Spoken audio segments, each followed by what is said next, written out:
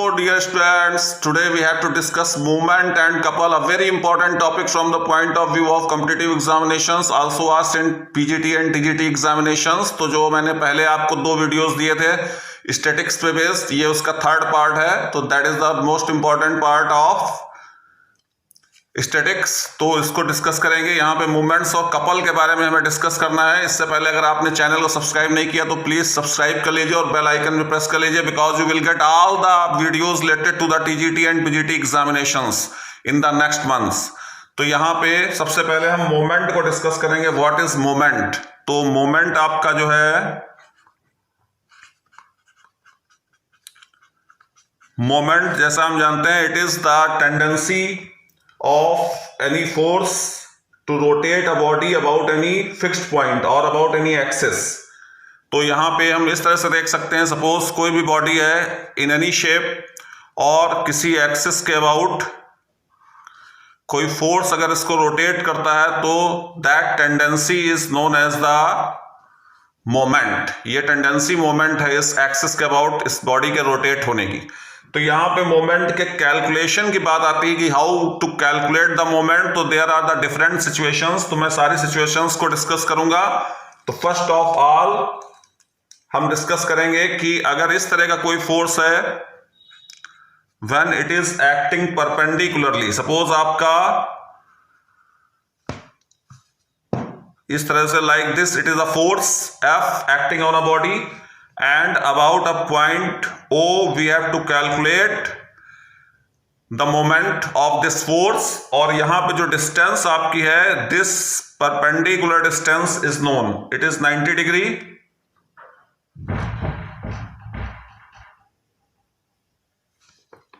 and you have to calculate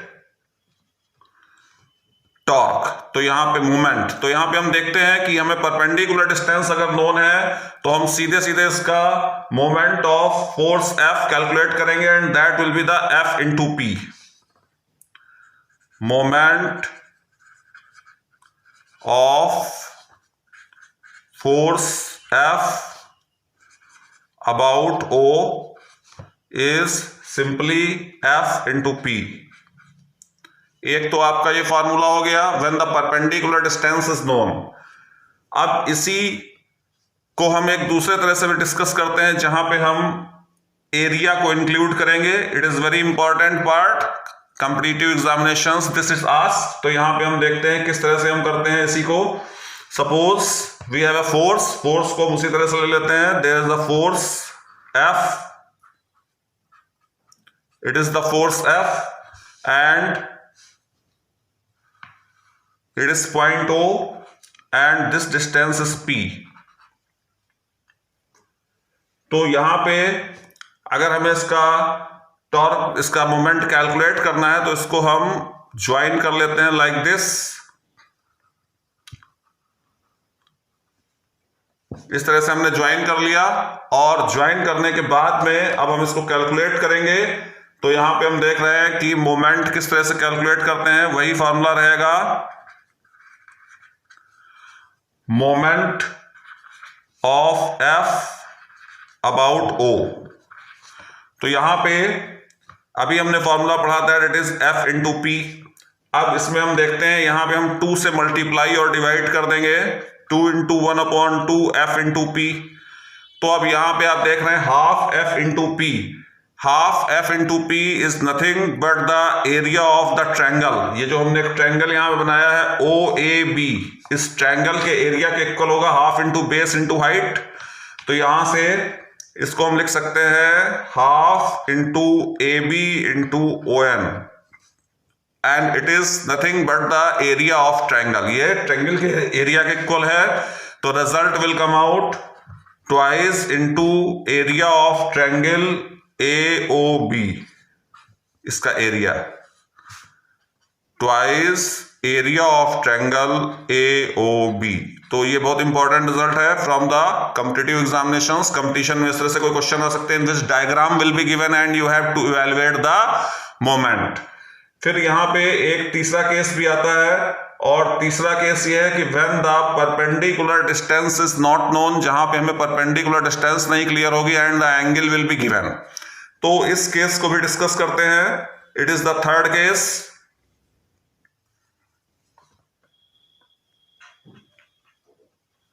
in third case हम ये देख सकते हैं, इस तरह से कोई फोर्स होगा, it is a force F, and we have to calculate the moment about a point O। एक पॉइंट O के अबाउट हमें मोमेंट कैलकुलेट करना है, and this point is here like this, and we don't know the perpendicular distance. यहां पे हमें perpendicular distance नहीं पता है, it is A, it is B। तो यहां पे हम देखते हैं कि अगर परपेंडिकुलर डिस्टेंस हमें नोन नहीं है तो हम क्या करेंगे, यहां से एक परपेंडिकुलर ड्रॉ कर लेंगे like this, and it is P। अब जब परपेंडिकुलर ड्रॉ कर लिया तो इट इज 90 डिग्री, और हमें जो डिस्टेंस गिवन है दैट डिस्टेंस इज AO। अगर ये डिस्टेंस हमें गिवन होगी एग्जाम में तो हम क्या करेंगे, जो फार्मूला हमारा था moment of F about O and it is equal to F into P। अब हम देखते हैं यहां पे P की वैल्यू हम कैसे कैलकुलेट कर सकते हैं इसके टर्म्स में। तो simply we can use the sine formula, और साइन फार्मूले से हम इसको लिख सकते हैं F into OA sine theta. तो ऐसी सिचुएशन भी आ सकती है when the perpendicular distance is not known, this distance is given, and we have to write the formula in this form. तो ये इस तरह के केसेस आपके हो गए जहां पे हम कैलकुलेट कर सकते हैं मोमेंट को। Now we have to discuss example. एक एग्जाम्पल देखते हैं जो अभी मैंने आपको फॉर्मूला बताया, that calculate the moment of force 8√3 about O। ये जो डायग्राम है आपका, 8√3 force is given, and we have to calculate its moment about point O। और यहाँ पे डिस्टेंस AB आपको गिवन है, इट इज 40 सेंटीमीटर। तो इसको हम मीटर में कन्वर्ट कर लेंगे, that will be the 40/100, as we know the basic unit is newton metre. तो न्यूटन मीटर के लिए हमको इसको मीटर में कन्वर्ट करना पड़ेगा, तो इट विल बी 2/5 मीटर। तो ये आपका कन्वर्ट हो गया, डिस्टेंस आपको पता हो गई, एंगल आपको नोन है, और ये डिस्टेंस आपको जो है OB कैलकुलेट करनी होगी। जो हमारा फार्मूला जो अभी हमने आपको बताया, फार्मूला क्या था भाई, मोमेंट ऑफ 8√3 अबाउट O। तो ये आपका क्या आ जाएगा, फोर्स आ जाएगा 8√3। फोर्स के अलावा जो दूसरी वाली साइड है ये आएगी, दैट विल बी OB। तो 8√3 OB, और जो इनका इंक्लूडिंग एंगल होगा वो आएगा, उसका साइन लेंगे तो that will be the sine 30। Now अब यहां पे हमें OB कैलकुलेट करना होगा। OB it is a right angle triangle, तो using cosine formula we can easily calculate OB। तो यहां पे कोसाइन फार्मूला यूज कर लेते हैं, तो cos 30 is equal to base upon hypotenuse, it is 2/5। So OB will be equal to 2/5 cos 30, and cos 30 as we know it is √3/2, so that will be the √3/2. So finally our distance will come out √3/5। ये value substitute कर लेंगे तो that will be come out 8√3/5, and sin 30 is 1/2। तो finally it will come out 3/5, 2 से cut हो जाएगा, तो that will be the 12/5 newton metre. 12/5 newton metre, it is your correct answer. तो इस तरह से क्वेश्चंस आपसे पूछे जा सकते हैं, शॉर्ट क्वेश्चंस आर आस्क्ड। तो इसमें आपको ध्यान रखना है, after that we have to discuss about the sign. जो हमने मोमेंट कैलकुलेट किया, मोमेंट का साइन किस तरह से हम डिसाइड करेंगे, साइन ऑफ मोमेंट, इसको डिस्कस करते हैं। साइन ऑफ मोमेंट, मोमेंट का साइन कैसे डिस्कस करेंगे। कोई भी बॉडी है लाइक दिस, और कोई भी फोर्स किसी एक्सिस के अबाउट इसको रोटेट करता है तो हमें यह देखना होगा कि it's tendency is of which type, it is clockwise और एंटी क्लॉकवाइज। अगर कोई भी फोर्स किसी एक्सिस के अबाउट किसी बॉडी को क्लॉकवाइज डायरेक्शन में रोटेट कर रहा है, the moment sign of moment will be negative, और अगर ये एंटी क्लॉकवाइज डायरेक्शन में रोटेट कर रहा है तो साइन विल बी पॉजिटिव। तो it is very important, competition में इस तरह का क्वेश्चन पूछा जाएगा। और when there will be a lot of forces, वहां हमें साइन भी डिसाइड करना होगा। तो ये हमें पता ही होना चाहिए कि that when the force will have a tendency to rotate the body in clockwise direction, clockwise direction में जब होगा तो that will be negative, and anti clockwise direction में जब होगा then that will be positive. तो ये आपको ध्यान रखना है, very important topic from the point of view of competitive examination. अब यहां पे हम डिस्कस करते हैं एक थ्योरम को, and that is also known as Varignon's theorem. Varignon theorem क्या है?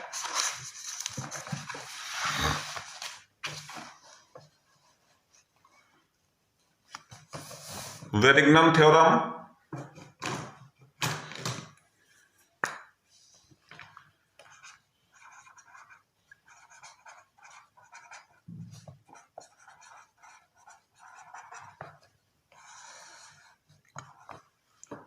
वेरिग्नन थ्योरम क्या है? अगर हमें कई फोर्सेस गिवन है एक्टिंग एट अ पॉइंट, तो किसी भी पॉइंट के अबाउट जो उन फोर्सेस का मोमेंट का सम होगा, अलजेब्राइक सम होगा, वो उनके रिजल्टेंट के मोमेंट के इक्वल होगा। ये आपकी थ्योरम है। तो इस थ्योरम को हम इस तरह से भी कह सकते हैं, if a number of coplanar forces acting, if the number of coplanar forces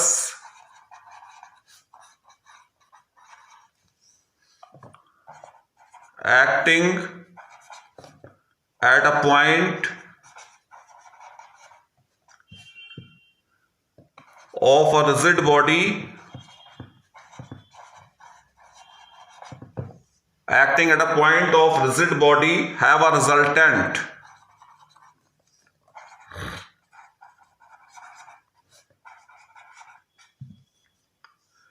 then the vector sum of the moments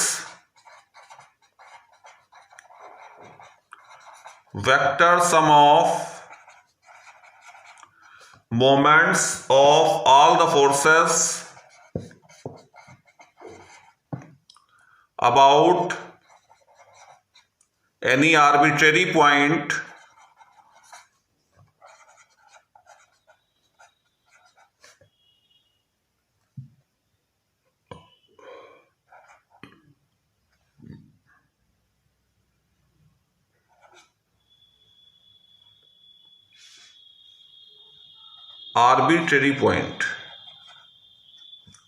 is equal to the moment of the resultant about that point. Very important theorem.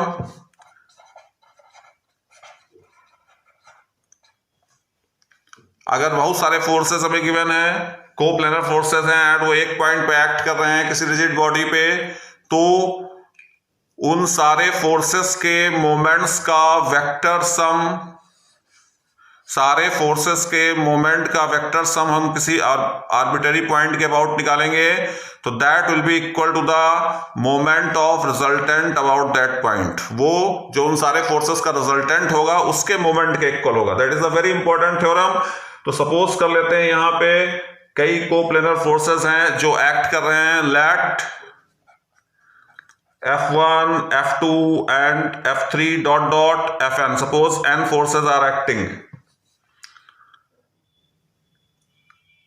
acting at a point P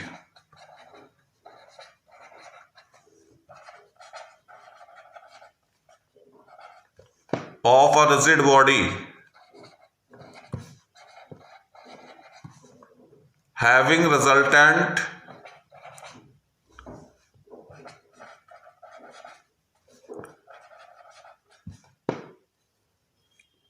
capital R.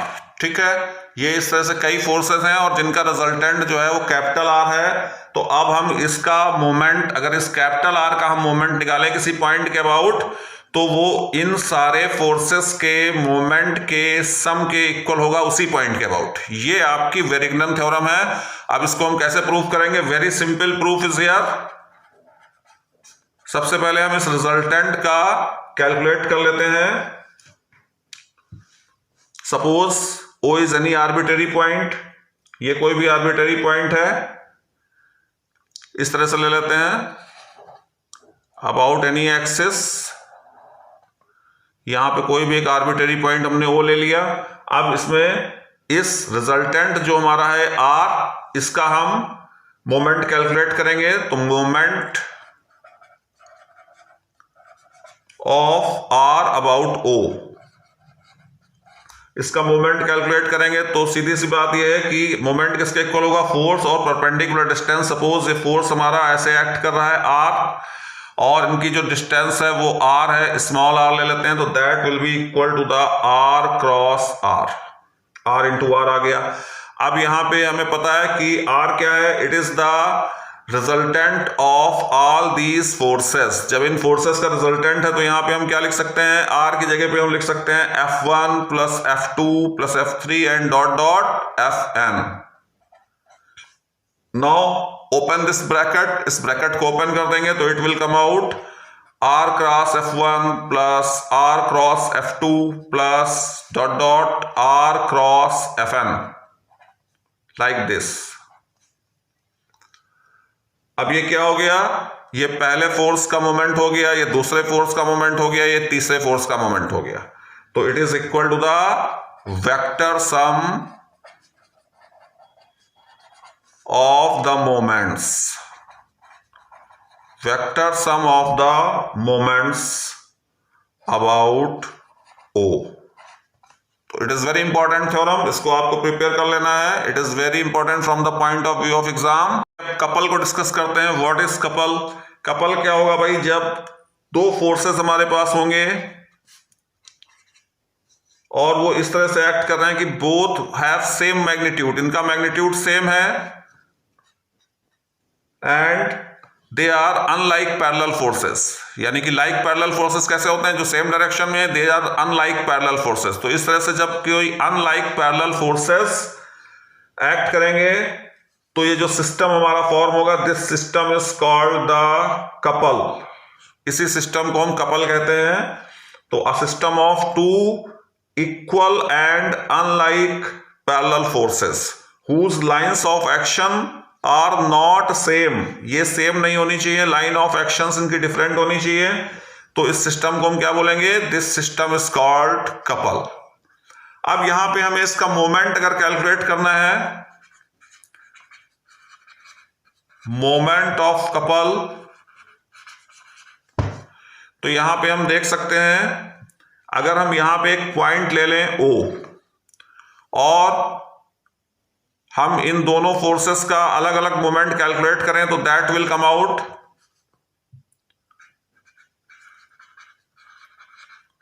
Moment of couple is equal to, यहां पे देखते हैं, अभी जैसा मैंने आपको sign के बारे में बताया था कि when any force tries to rotate a body in anti clockwise direction then the torque is positive. हम यहां देखते हैं कि इस AB को ये फोर्स F किस तरह से रोटेट करेगा? जब ये F अप्लाई होगा तो it will move in anti clockwise direction, ये ऐसे मूव करना शुरू करेगी।